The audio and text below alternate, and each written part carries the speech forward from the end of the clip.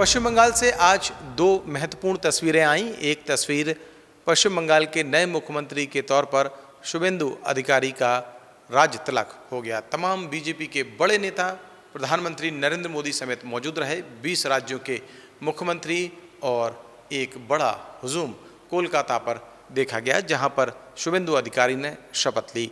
लेकिन इससे ज़्यादा और एक महत्वपूर्ण चौंकाने वाली खबर ममता बनर्जी की तरफ से भी आई और ममता बनर्जी जिस बात पर पहले अड़िग दिखाई दे रही थी, उससे उनका मन थोड़ा सा पीछे हुआ और उन्होंने उस बदलाव को स्वीकार किया जो नियति ने 4 मई को लिख दिया था। दरअसल इससे पहले ममता बनर्जी अपने बयानों में ये कहती हुई सुनाई दी थी कि वो मुख्यमंत्री के पद से इस्तीफा नहीं देंगी, क्योंकि वो हारी नहीं है बल्कि उन्हें हराया गया है। और भी कई तरीके के आरोप ममता बनर्जी और उनकी पार्टी तृणमूल कांग्रेस की ओर से चुनाव आयोग और बीजेपी पर लगाए गए। लेकिन अंततोगत्वा जब नतीजे साफ हो गए और ये तय हो गया कि पश्चिम बंगाल में पहली बार बीजेपी सरकार बनाने जा रही है, तो फिर ममता बनर्जी को मन महसूस कर आखिरकार बैठना पड़ा। हालांकि इस दौरान मेल मुलाकातों के दौर चलते रहे। अखिलेश यादव उनसे मुलाकात करने पहुंचे और भी कई विपक्ष के जो नेता हैं उन्होंने ममता बनर्जी से या तो मुलाकात की या फिर फ़ोन पर बात की। लेकिन इस बात का सबको इंतज़ार था कि आखिरकार ममता बनर्जी कब सोशल मीडिया हैंडल से अपना जो प्रोफाइल है उसको अपडेट करेंगी, क्योंकि 4 मई को नतीजे आए थे और ये साफ हो गया था कि तृणमूल सत्ता से बाहर हो गई है।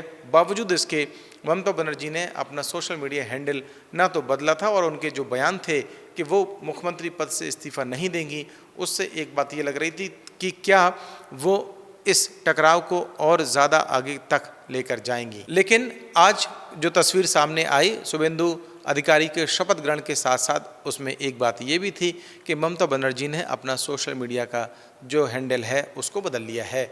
इससे पहले ये जो तस्वीर आप देख रहे हैं उसमें बाकायदा लिखा हुआ है कि honourable chief minister of West Bengal, जो ममता बनर्जी का सोशल मीडिया का हैंडल था, और वो हैंडल 4 मई को नतीजे आने के बाद भी बरकरार रहा 9 मई यानी आज तक।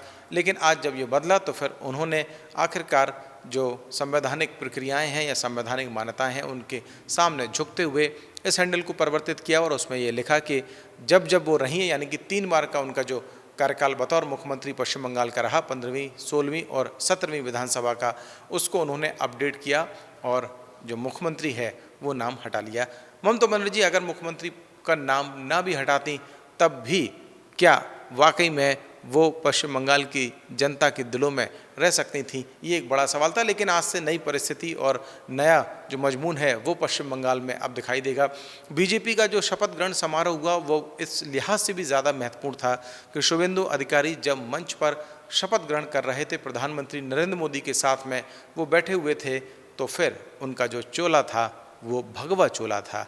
ये कहीं ना कहीं एक संकेत देने की कोशिश भी थी पश्चिम बंगाल में कि बीजेपी अब बंगाल में भगवामय होने की दिशा में आगे बढ़ेगी और उसकी जो तस्वीर है वो शुभेंदु अधिकारी के जो परिधान थे या उनके जो वस्त्र थे उनसे साफ हो गया। हालांकि पूरे चुनाव प्रक्रिया के दौरान भी ये देखने में आया था कि शुभेंदु अधिकारी अपने बयानों को लेकर सुर्खियों में रहे थे और उन्होंने यहाँ तक भी कह दिया था कि ये जो नारा है कि सबका साथ सबका विकास, वो बदलना चाहिए और नारा ये होना चाहिए कि जो हमारे साथ उसका विकास। और इसके अलावा भी कुछ और उनके जो बयान हैं जिसमें वो ये कहते हुए सुनाई दिए थे कि उनकी जीत यानी बीजेपी की जीत का मतलब है हिंदू और सनातनियों की जीत होना। तो इस तरीके के बयानों से एक बात बिल्कुल स्पष्ट हो गई थी कि बीजेपी इस पूरे चुनाव को किस अंदाज में और किस ध्रुवीकरण के एंगल से लड़ना चाहती है, फिर भले ही उसके लिए नैतिकता को लेकर सवाल उठाए जाते रहे हों।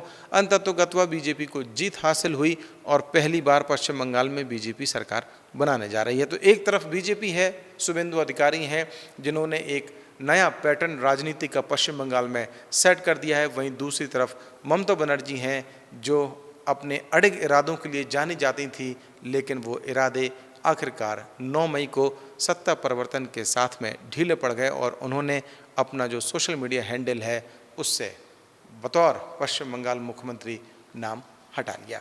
आने वाले दिनों में ये जो राजनीति है वो आखिरकार क्या रंग दिखाएगी पश्चिम बंगाल से लेकर पूरे देश में, ये देखने वाली बात होगी। और देखने वाली बात ये भी होगी कि इस स्टोरी को लेकर आपकी क्या राय है, हमें इंतज़ार रहेगा। कमेंट सेक्शन में आप चाहें तो अपनी राय हमें बता सकते हैं। अभी तक अगर आपने द प्रेस हिंदी को लाइक और सब्सक्राइब नहीं किया है तो अभी करें और मुझे दें इजाज़त। नमस्कार।